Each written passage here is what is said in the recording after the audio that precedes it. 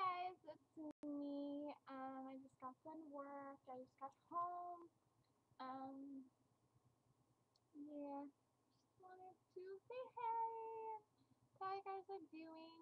I'm like super duper tired. Like I worked 3 to 11, and like everybody was like just being annoying, and it was super busy, and I was just really annoyed. And how many mostly go?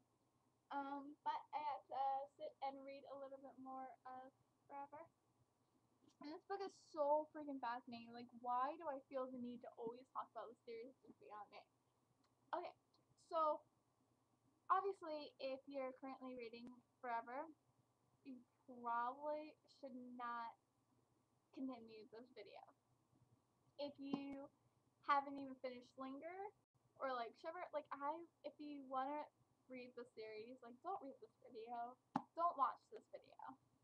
Because this has a lot of all the books probably. Okay, now that I gave my warning, I was reading. I am seriously on page I'm on page 32. Okay, so the first person I'm going to talk about is seriously Cole. Okay, so I remember seriously in the first book, Cole was one of the new wolves, right? And he chose to be a wolf, so that's what he chose. Okay. And then in the second book, it starts talking about Cole, and like he has his own little sections in the book, and I'm just like, okay, well, whatever. It's good to finally hear somebody other than Grace and Isabel. Grace and Sam, right? So Cole. I really hated him in the beginning of Linger. Like he had some funny things to say, but at like it just like he was so obnoxious. He was very annoying, and I just couldn't stand him until like the end where he started getting like some humanness to him. Now in this book, you can tell like in the beginning he's starting to get like the biggest heart ever. Like, he's constantly calling Isabel, trying to get her to talk to him and answer the phone, and he's just trying to like do right. And it's really cute because it has like voice messages from like what he left her, like Earth, and see. And like he just like really like cares about her. She is mad, I think, because I think she's still mad because he didn't have sex with her. And normally he would just have sex with you and then like throw you away. Like you're done to him. But this time he was like, oh, well, you don't want to do this. You're a virgin. You really don't want to do this. Just having sex with you would just ruin your life, Everything I touch turns to like crap. That's basically what he says. And she got mad because he's actually caring about her. Caring about her feelings, caring about her future, caring about her life enough not to mess it up by having sex with her. And honestly, if I had somebody who cared enough to be like, hey, I don't want to have sex with you because I'm going to ruin your life. Not because, hey, you're ugly, I don't have sex with you, because that was not the issue. But if I had somebody to actually say that instead of trying to have sex with me, like 24/7, I would be like, okay, he's actually a good guy. Like, that has some heart in it. Knowing who Cole is, who he really is. I like that. And now he's leaving her 8 messages, he's thinking about her constantly, and I feel really bad for him now. Because I said in like a couple of videos, Isabel and Cole are like meant for each other. They're meant for each other. So she basically ignores him for a couple months, and then like out of the blue, when she finds out her dad is trying to kill the wolf saw, yet again, another one of his genius plans that hopefully goes wrong. Hopefully. After finding that out, she was like, oh, let me call Cole now to like warn him that, yeah, he might die if he turns into a wolf, but not, hey, I actually like him and I want to be with him. No. It's totally try to protect you, but that's about it. Not, I'm sorry for ignoring all 20 of your calls and any of that crap. Like, I just feel so bad for him. And she's being a total, complete, utter meanie. And poor Sam, he's like a couple months without his, like 2 months without his girlfriend. And then finally, out of the blue, she calls him to go pick her up.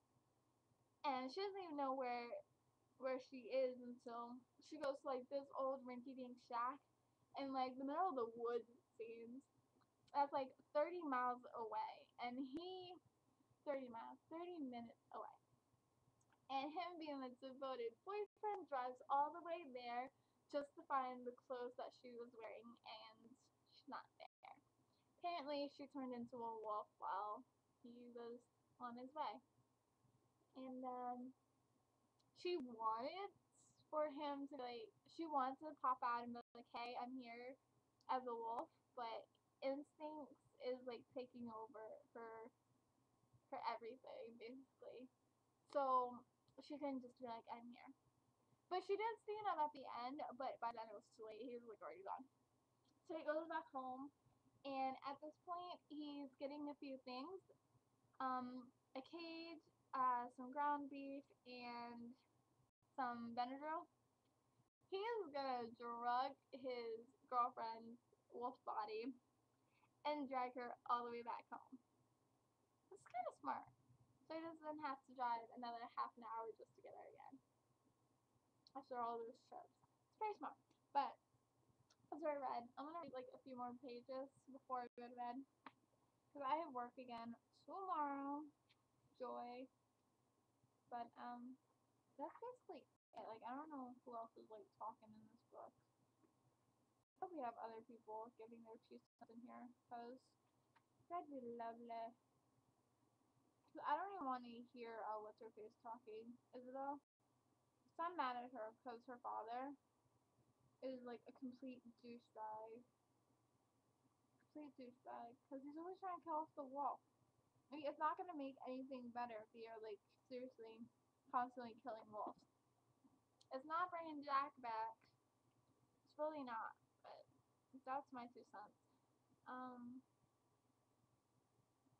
Yeah, I got asked a few times what am I reading next. This is what I'm reading at the moment. And then, excuse me. And then after I read this book, I'm going to read Wither, which I just got yesterday. Which came in like a day, if I didn't say that. It came in a fucking day. How lovely is that? Yeah, so I'm going to read Wither and then go from there. There's so many freaking books that I have to read, and it's just a big mess. Oh, and I want to talk to you about something important to me, important because I'm a shopaholic, right? And I get some decent hours every once in a while at work. I get like 24 to like 20 to like 30 hours sometimes, depending on what's going on. Like I get some good hours and I make a good paycheck.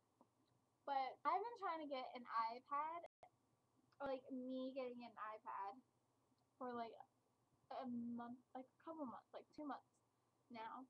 And I've been trying to save because my paycheck comes out to like $200 like at most, like basically it. I don't get that good hours, but I get but it's like every day. It's like every week I get a paycheck. So again, I've been trying to save for an iPad, and Christmas layaway is on in Walmart, and like an iPad's like $500 freaking dollars, and I keep shopping, like constantly shopping, and I just can't seem to save enough for a freaking iPad. I'm so freaking mad. I was really want to talk about like my frustration on not saving up for an iPad. Like I really want it, and